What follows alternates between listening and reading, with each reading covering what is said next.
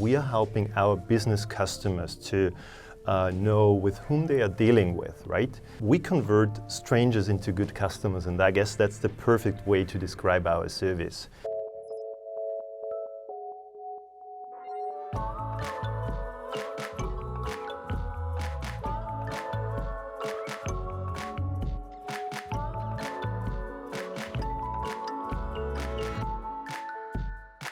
Today, I'm joined by Reinhard Hochrieser, the Vice President of Product Management at Jumio. Welcome, thank you very much. And the identification verification company that helps a lot of the world's best fintechs, including Monzo, as we've discussed a minute ago, and 888.com to fight fraud and onboard their customers safely and efficiently. So welcome, thank you very much for coming on the show today. Thank you for having me here today. You've come and done some Christmas shopping, haven't you? Absolutely, the last couple of days. So. On Regent Street, gone to Hatchard's Books, no doubt? Found some Yes, plenty of people, thousands of people, but I really enjoy the London Christmas experience. Yes, very good. What is Jumio and how do you work with these kind of companies? Yeah, so thanks again for having me here today. It's really exciting. So Jumio is the world's largest trusted identity and biometric authentication provider, powered by machine learning and artificial intelligence. And we actually establish trust remotely over the internet by looking into governmental issued documents like passports, driver licenses, or national IDs, and we make sure they are authentic. So we are helping our business customers to know with whom they are dealing with, right? And we convert strangers into good customers, and I guess that's the perfect way to describe our service. And till to date, just to share a little bit of context, till to date we verified more than 220 million people across the globe by supporting more than 4,000 different documents across 200 different countries and territories, right? And that's over 10 years? Yes, over the last 10 years. And I'm pretty sure you have signed up over the last couple of years for one of the challenger bank accounts, right? Or did some online gaming or gambling. Yeah. So I'm convinced that you have used one of our services in the past. I'm sure we will have done. And so can you tell us a little bit about the market in general? So who's also playing in this space? Who can we expect for you to be locking horns with? Right, so it's a huge market. Meanwhile, there are many players out there. But I think we need to keep in mind that Jumio actually invented that category 10 years ago. I mean, then the notion of taking the governmental issued ID document, corroborated with a selfie, and establish trust and verify their identity. I think this is really important if we talk about competition. And if we look back a couple of years and think about the methods which have been used, like knowledge-based verification, where you have to type in your mother's maiden name or your date of birth, or even credit bureau checks. Luckily, these legacy methods are not used anymore. So there is a common understanding throughout the identity space to use the governmental issued IDs as the anchor. And when I think about competition, there are actually two buckets, right? The fully automated providers and the hybrid solutions, which take or leverage technology and do have humans in the loop as well. And we are the only ones who offer those two options. So we do have an automated solution and we do have a hybrid one as well. So my understanding is that the regulation for things like onboarding are different from country to country. So you have a lot of different requirements. What does it mean to have like a sort of like a customer support person, or what have you in this hybrid solution? What part do they play? What sort of thing do they do within the environment? Excellent question, and this is exactly why we're offering that hybrid approach to meet certain compliance, meet certain regulations in countries. Okay. Because those humans in the loop, we call them verification experts, they can do tasks, they can execute tasks which are not automatable, right? Which you can't automate in a certain way, in a certain fashion. So they, for example, look into a specific area of a governmental issued document, right? Cool.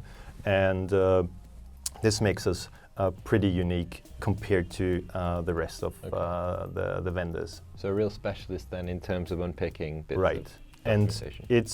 it's all about picking the right risk appetite and letting our business customers decide based on their risk what option, what approach do they want to take. Mm-hmm. Okay, cool. And so you personally, as we mentioned at the beginning, you're the Vice President of Product Management in this space. Talk about your sort of route there and how you got into this as a role, I guess. Yeah. It was an awesome journey so far. So I'm the Vice President of Product Management here at Jumio, responsible for the entire product experience and coming up with innovative ideas and solutions, being ultimately in charge for the roadmap. And this is really important for product managers. And I'm leading a global team of really awesome product managers. And I've been with Jumio for more than 7 years now. Okay. Wearing different product management hats, right? I started as a product manager for the mobile team more than 7 years ago. But I have actually a pretty technical background, right? Okay. I have a master's and bachelor's degree in computer science. But I really I quickly found out that I'm also interested in the business side of the house. And I'm really good in talking to customers and understanding their needs. So I decided to move into product, and this was actually the best decision in my life. And I'm now in product management since more than 12 years in several enterprise product management roles. And this is actually such an exciting job because every day you see something different, right? There are so many different needs, so many different people you talk to. And this is definitely the way I want to continue. Yeah, and there must be, so you're talking about the sort of technical background that you have. I would suppose that it would be important for a company like Jumio to have someone at the helm who understands, the fact that there is a cloud element to what you're doing. I think from my perspective and from my experience so far, it's a great combination that you have a understanding about the technology. And about the business aspect, the business side of the house as well. So that's actually a perfect combination, especially if you're working in a company like Jumio, where we are dealing with top-notch AI and machine learning technology. But we do have a great team as well. So I'm not the one who can talk in detail about all these technology things. Absolutely not. But I do have an understanding, and we have a great team which we involve if it comes to more detailed discussions. And so what do these teams look like, and where are they spread? I guess you've got a whole heap of offices around the world. So yes, so we really spread it around the globe. We have a couple of tech centers, like in Austria or in Montreal, and we're headquartered in Palo Alto, Silicon Valley. We do have an office in London and Singapore as well, so really global. But if we are talking about teams at Jumio, I don't have this siloed approach in mind, right? There is no engineering or design or product anymore. We are working in a highly agile framework. And you're probably familiar with the Spotify approach, to have self-managed cross-functional teams. And this is actually our approach, that teams are end-to-end responsible for a certain product aspect. Let's take the web experience, we're going to talk about it in a bit, or the mobile experience. So their day-to-day job or their mission is to make that product experience, the product aspect, better each and every day. So they can purely focus on that without being distracted with other topics, other requirements. So we really wanted the teams to focus and to have experts from each and every area within the teams, like a product manager, a designer, an engineer, a quality guy. Sure. Each and everyone who is necessary to deliver it end to end. Yeah. And this also helps us to come up with a really great experience, because even if the designer is coming up with proposals, mocks, the entire team is talking about it and coming up with ideas and suggestions how we make it better. And then we do, of course, user testing as well. So I think that's the approach where you get the most out of it. by empowering the people and let them decide how to do it. We as a management team, we provide the high-level goals, the ideas, but it's really up to the team how they execute it and what tools they use and how they implement things. How will your customers typically go about working with you? What do you know? What are the sort of standard behaviors that you both adopt, if you will? Right. So if it's about the products, I think we need to look into the user's life cycle. And there are 2 points in time. It's the identity proving, right? When you apply for a new account, when we call it onboarding, then we do the identity proving, right? We see the user once, we check his credentials like his ID, his selfie, and then he's leaving. We most probably won't see him again. Okay. And then there is this second point in time, we call that regular authentication. Sure. Where you either log into an account or you actually want to transfer a lot of money to another bank account where it's necessary to do a step-up authentication. Sure. Kind of a replacement of two-factor authentications. These are the 2 points in time, and we have a solution which actually provides possibility to do both by using the ID and the selfie as an anchor. So what you're saying is that we've got one piece of the verification already done by the fact that you've logged in or done something, with Face ID. The account opening, right? Okay, cool. And so you'll typically look after sort of one of these parts of the sort of three components that we'll put into the strong customer authentication. So they typically tend to go down the, I believe it's the Don Norman method, which is something something you have. You have, and something you are, right? Yeah, and so you take care of the something you are sort of things. Right? I think all the three, right? Okay, cool. But the something you have, like a password, and something this is. We have seen, based on all the data breaches, passwords are in social media, are in dark web, and private information is out there. So these methods are not strong enough anymore, and that's why we actually add this biometric aspect on top of our solution. And Gartner, for example, calls that identity corroboration because we combine the identity proving and the ongoing authentication. Right. As everything is tied back to this governmental issued document with your selfie. Right. And whenever it's necessary to do an authentication, you can simply take a selfie. We compare it with the one which was used during the initial onboarding, the identity proving, and this just takes seconds, and our business customers get a thumbs up or a thumbs down. It's kind of the same as when Monzo asks you to use chip and PIN. Okay. Because they have certain risks, and there's a risk engine running in the background, and if they think it's necessary to ask you to do that, can simply ask the users for a selfie on our end. Yeah. Excellent. So if we were to take a look at the web version of the platform, so the first thing to note about this experience is that these are your own sort of designs. These are products that you've built sort of more for, I guess, client usage, that sort of thing. The main focus of what you would be doing would be working with partners, working with customers, and allowing sort of either your SDKs or for your sort of like cloud-based products to be integrated into their own products, right? Right, and what we're going to see now in a bit, the web journey, is our basic design, right? But we, of course, offer a rich set of customization options to align it to a business customer CI, for example, so that is seamlessly integrated in their end-user journey. Great. So this is more of a nice blank canvas, right, if you will. Cool. So we're going to press play now, and this journey starts off with, as we've seen on this page, the ability to start with this big button. Right, and here we're going to see that the end user is able to pick one of the credentials, and then we ask him, is it either camera or want to upload? Then the ID is scanned. Yep. Same. Using the laptop's camera. Right, the laptop's camera.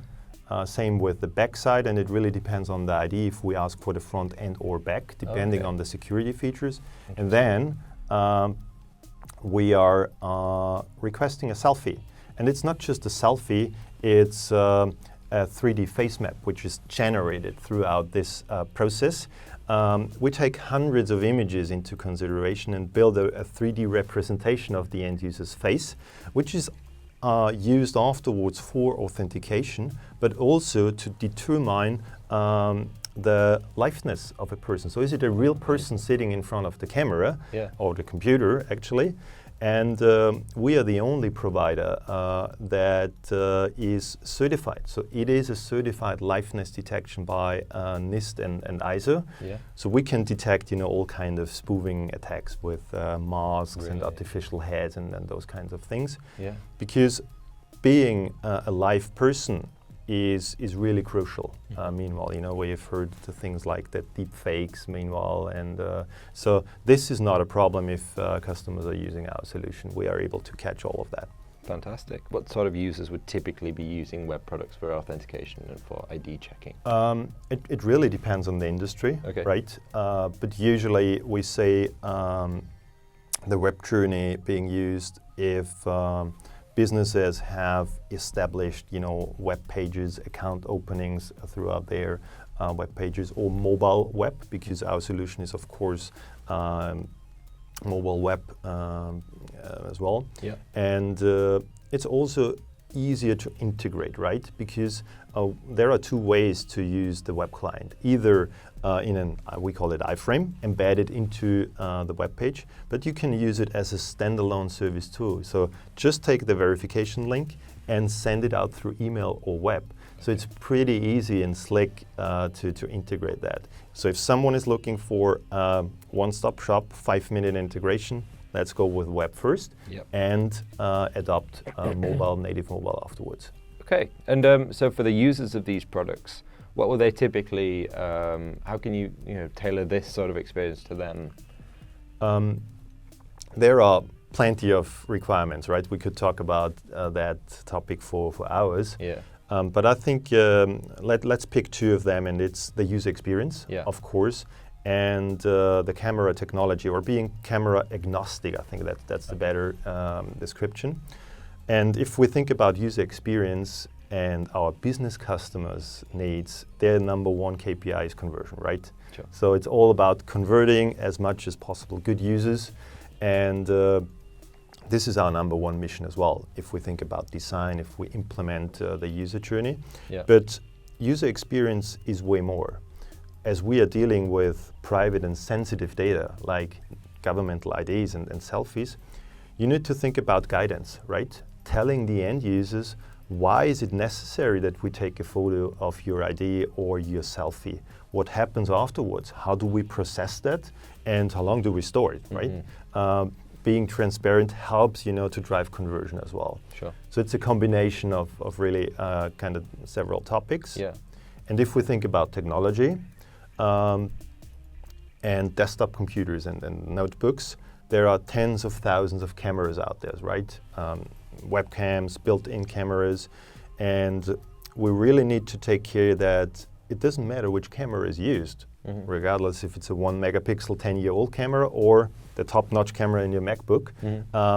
The user journey, the experience should be the same, regardless what camera and what technology is used, and this is actually what we built with the web journey. Cool. And so who would you sort of be using for, would you have a dedicated series of desktop teams, or would you have like a, how would you sort of differentiate between the mobile and desktop? Because I would imagine they would require different skill sets. Absolutely. And this ties back to your initial question about the team structure at Jumio. Sure. We do have two different cross-functional teams, or we have way more teams, but we have one dedicated team for the web experience and one for the native iOS and Android experience, because they are different, right? Just think about the input devices. On a desktop computer, you're using a mouse. Your phones, you're using the touch screen. Or think about guidance and how you build the user interface. On a desktop computer, on a screen, you have a lot of room to display certain data points and information to the end users, which is different to mobile. But on the other hand, we also have guilds, right? And guilds are kind of interest groups with people from the same with the same skill set. So the designers are, for example, building one of those guilds, and they try to utilize, the best patterns of each and every channel, and try to actually use that in other teams as well. Think about common wording, right? Use the same labels and the same statements, the same design language. So we try to harmonize, streamline the products and the different product aspects as good as possible, but focus on the differences as well. Sure. How will your teams typically, you've mentioned that they work in Agile as standard, but how would they go about sort of ideating for new ideas, coming up with new stuff? Do they have a process that they will follow? They do have a process, and again, it's as we have self-managed, self-organized teams. It's really up to the teams to define their way of, working. Yeah. But we do support, flying them out to conferences, to attend trainings and classes, to do user research on a regular basis, to really try to get feedback and input from various channels, and just learn and try to improve each and every day, and incorporate the most recent technology, right? Yeah. And give the team a lot of room to do experiments as well. So we do have a couple of times a year, hackathons, for example, where the teams are coming up with crazy ideas how we could really change the way how we do ID verification, and then they implement it in 2 days. And we've seen quite a lot of those ideas incorporated in the product later on. Okay. So there are many, many different. Must get some really interesting stuff out of that, and I imagine. Which kind of very softly leads me on to this sort of final question around that, which is where does blockchain technology sit within your future plans? Obviously, blockchain is an extremely vague term which a lot of people can use, but is that something that you think about in terms of ownership of that information? Absolutely. So we think about blockchain and those kind of technologies. I mean, this buzzword is around since years. Yeah, sure. I'm attending a lot of conferences, right, in the ID space, and we are talking about that on a regular basis. But I think it's blockchain is more the technology, and I think we as the ID verification vendors need to think about what are the new concepts of IDs or ID verification, and this is more about digital identities, getting rid of the plastic cards and transform the physical information into a digital world. And I think this is what we are working on. This is what we are thinking about. And blockchain is, of course, a technology which we may utilize to achieve that. Very good answer. Presumably there's things to look at from other countries in the way that they're operating when you're sort of thinking about ID verification and the methods that go around that as well. Do you find yourself, keeping an eye on the way that other countries are operating, different companies within those countries? Absolutely, and we are monitoring that pretty close, and there is an eKYC service in India companies can utilize, right? But they had kind of a lot of technical problems in the past and data breaches. Okay. And this is one of the downsides of having one system in place which holds all the user data. It's a honeypot, right? And if data leaks, this is a huge problem. And so there are different streams. You may heard about self-sovereign identities, where kind of end users are in control of everything. And there are two streams, right? And I think it's important for Jumio, for a company like us, to have answers and solutions for both ways, right? Even if it's country regulated, country hosted, or however you want to call it, or self-sovereign identities, or any kind of digital identities, we need to have an answer for that. And this is where we invest a lot, but more from a product management side of the house. Okay, cool. We're going to take a look at the the mobile experience here from the Net Verified product. So this is the sort of the first time that we're going to see the way that you can scan a driver's license within the mobile.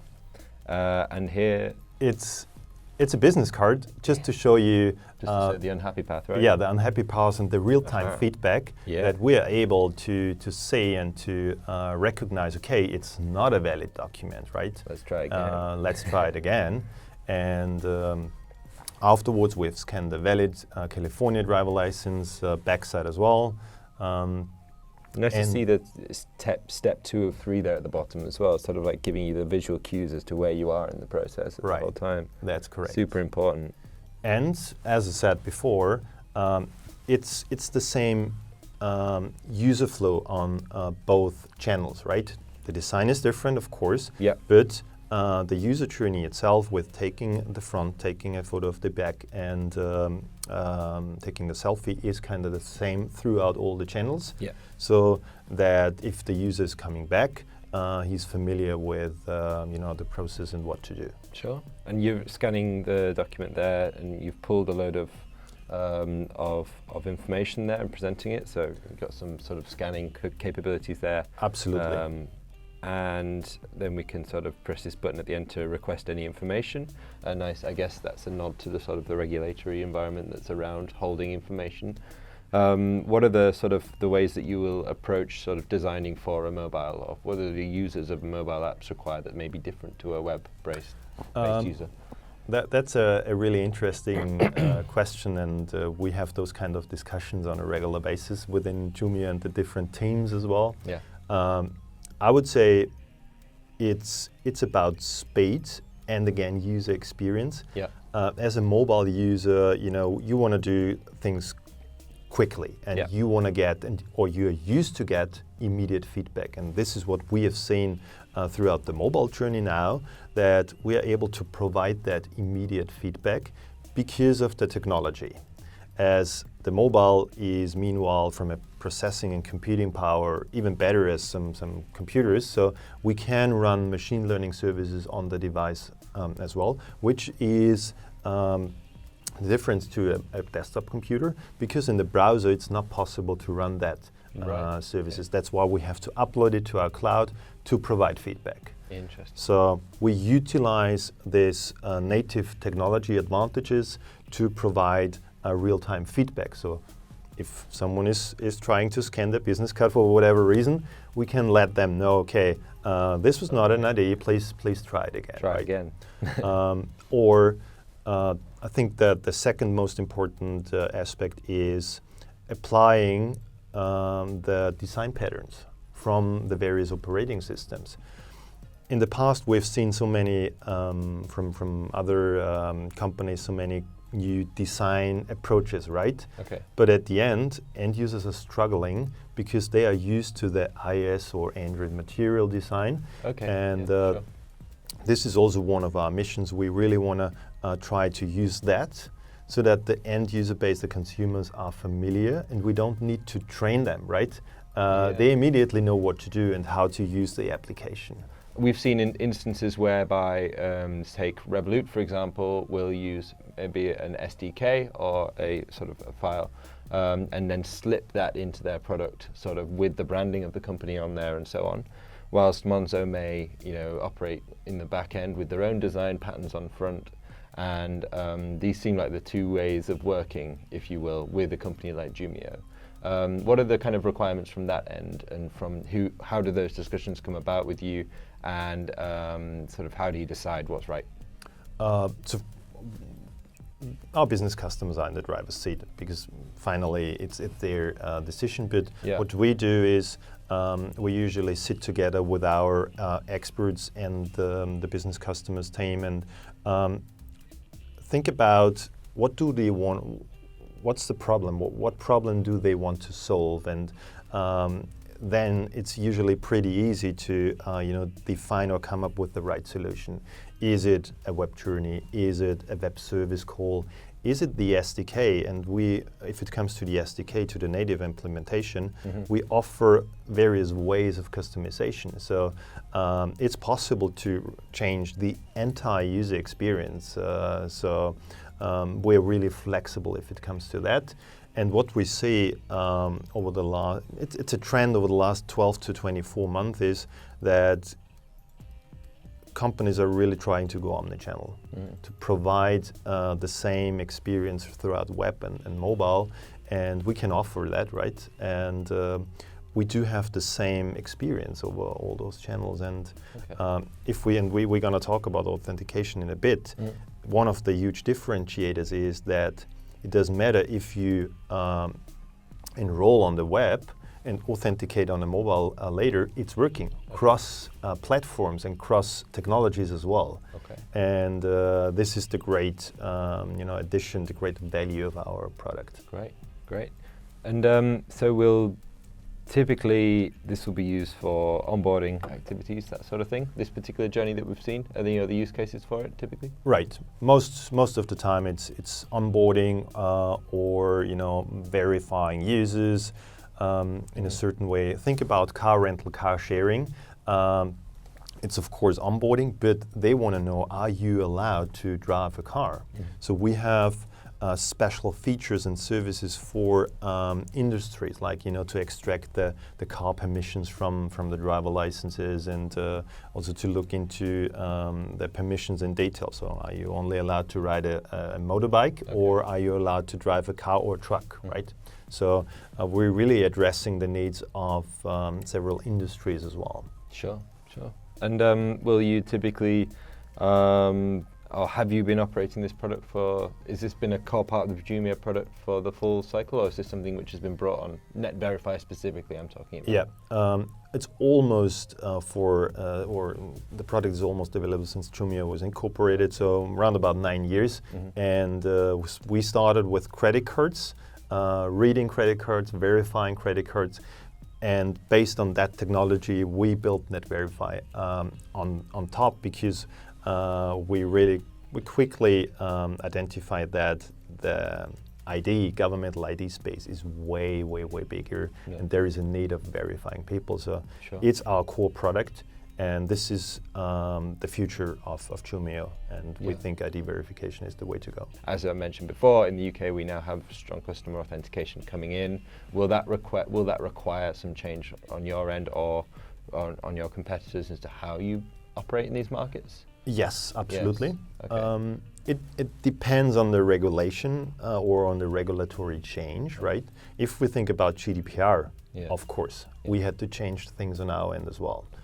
If you think about the new UK gaming regulation, which was incorporated this year, yes, we've been applied changes as well, and to help our business customers, to be compliant. So we have a team looking into those changes. They monitor that closely. So they're dedicated to that. Right. Role. Okay. And there are, regulations which are only apply in certain countries, like the Netherlands or South Korea, where you are forced to mask certain data points because you're not allowed to store them. We can do that as well. So as I said before, we are able to come up with solutions for particular industries and even countries in a very quick and smooth way. Cool. So we looked mainly at the sort of the onboarding experience there. What one might consider an onboarding, predominantly onboarding based experience. This is more of the authentication, and we'll quickly have a roll through this before wrapping up. But this is where we take a look at the way that you can again zoom in on your face,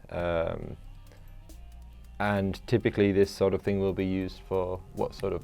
So as we were talking before about verifying against the ID information that you've already held on us? Correct. So we're going to compare this new freshly taken 3D face map with the initial one which was enrolled for ongoing authentication, like login to an application, or doing a high risk transaction in your bank account, or even picking up your rental car, right? Skipping a queue by just using your selfie, and then the door automatically opens. So there are thousands of different use cases, and we think that biometrics, and especially the face, in combination with a certified liveness check, is the right way to do. And thanks to Apple and all the others, they paved the way for us because each and everyone is familiar with taking a selfie, right? It's so easy, and we have seen that in the video. It takes seconds. Yeah. It's fully automated, and it's really, really reliable. Yeah. And are there any kind of ways, so you've talked here about this is your sort of bet is that this is the best way to go about authenticating via this method. How do you typically convey that information to a user or to a business that's using you? So we never ever inform the consumer about the outcome, regardless if it's authentication or if it's ID verification. Yeah. We only let the business customers know, and it's up to them to inform the end user. And there is a simple reason. If you're a good customer, it would be okay to share that information, but think about fraudsters, right? Yeah. We don't want to build a tool where fraudsters can test their ability to come up with doctored documents. So that's why we only share the information with our business customers, and then they can do whatever they think is the right approach. Okay, and so as we've mentioned earlier, this is strong customer authentication is coming in the UK, and I would imagine that's rolling out across Europe as part of PSD2 as well. It is already. It's already there. So how does your customers can use this service to verify as part of that, can they? Right. Yeah. Cool. Absolutely. So and we should be telling all of our customers to be doing that sort of thing, right? They should, because all these 2FA methods like text and SMS based, they are considered as insecure meanwhile. Yeah. Man-in-the-middle attacks and all those kind of things, and SIM swap. No one should rely on SMS or text-based two-factor authentication anymore. And I guess to very neatly round it off, how would one typically go about working with Jumio? Can you tell people who are watching, for example, what sort of services do you offer to fintech, particularly financial services? Right. It's pretty easy and straightforward. Either just go to our webpage www.jumio.com. Yeah. There is a request form, fill it out, and one of our sales experts will reach out. Okay. Or we are attending conferences on a regular basis. We're doing webinars as well. Yeah. Just ping us, or find me on LinkedIn. Reach out to me. Happy to have a conversation as well. And if it's about establishing trust in whatever way, we are the right partner. Yeah, for sure. And we touched a little on this before. You're interested in government ID and particularly interested in the sort of the cloud-based stuff that you're doing at the minute. Anything else that you're particularly excited about going forward with Jumio? I'm really excited because you've probably seen our press releases. So we've unveiled our fully automated product end of October at the Money 2020 trade show in Las Vegas. So we're gonna extend that. We're gonna improve that product. But for the future, we're really looking to build kind of a platform approach to offer services for the entire onboarding, so not just for the ID proving and authentication, but also for other use cases like an address verification, or screening solutions, those kind of things. So providing one-stop shop solution for the entire onboarding process of end users. Fascinating. Well, thank you so much for that. That's been really, really useful and really helpful. I hope everyone else has sort of found that useful. That's everything we're going to talk about today. Reinhard, where can people find out about you? Are you on LinkedIn? I'm on LinkedIn. I'm on Twitter. Just type in my name and you'll find me. Very good. Thanks, Jim, for hosting me. It was great to talk to you. Thank you very much, mate. Have a great Christmas, and we'll see you in the new year. Homescreen is a show from the 11FS Pulse product team, all about product and design. We're going to talk a little bit about the cool stuff that companies are building right now. That's not necessarily just fintechs, but also, the companies that surround them. Try and learn a few of their secrets, figure out the ways that they work, and show you what their products actually look and feel like.